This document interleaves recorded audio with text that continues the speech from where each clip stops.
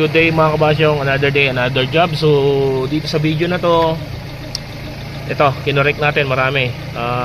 Itong sa may tinatawag nating choke positioner is baliktad yung kabit, kaya tumutukod, kaya high rev siya.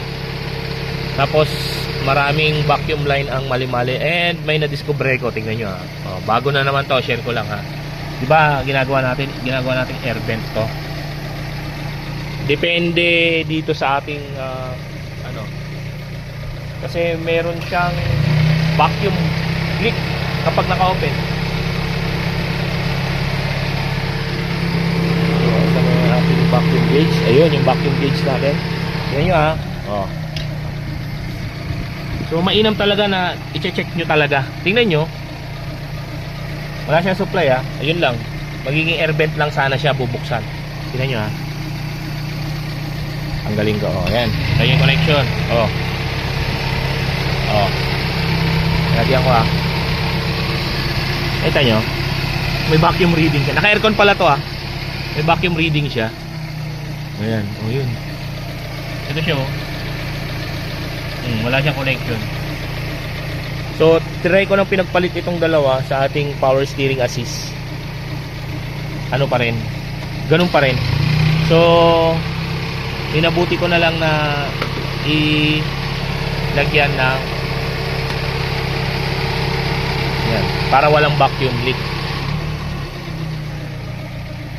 So correction ng mga vacuum line, yan, okay na. Tapos naglagay tayo ng dashpad screw. Ayan. Baliktad din to. Ito wala to kanina. Although naka-timing siya, tapos hindi nakakabit ang kanyang vacuum advancer. So tinignan ko, okay naman, all goods. So test drive na lang to. Automatic fan din. So tong unit na to is from Usurubio, Pangasinan. So yun yung sinasabi ko kay Kabasyong. Ang mga big body kasi mga Kabasyong, B-type. Ito L-type to, pang SB to. Pinapapalitan ko na rin siya. Sabay na yung fan na dalawa. Tapos nag-off yung aircon. Nag-off yung aircon. Yan.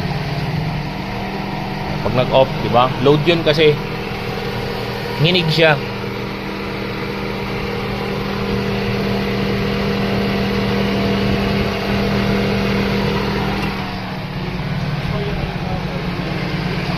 On na naman.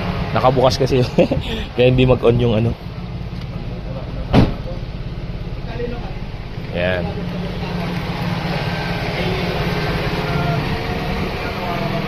So papatay muna natin yung aircon.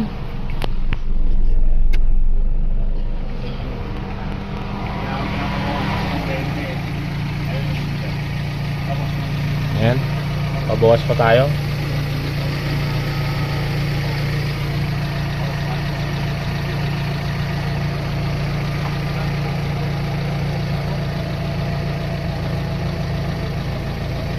Yan. Vacuum reading, dito tayo, pwede tayo dito.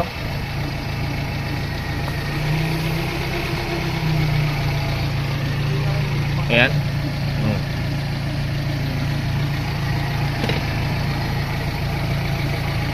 Pwede rin dito kayo magkabit dito sa 3-port na yan.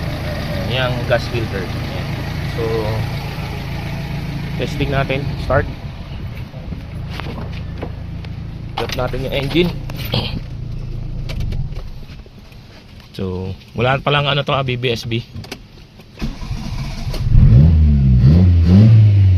Sarap.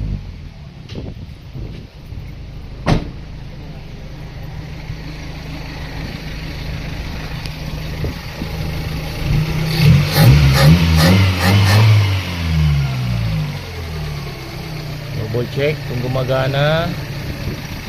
So, ito may spring. Yung nakarang issue, walang spring tong ganito yung ginawa ko.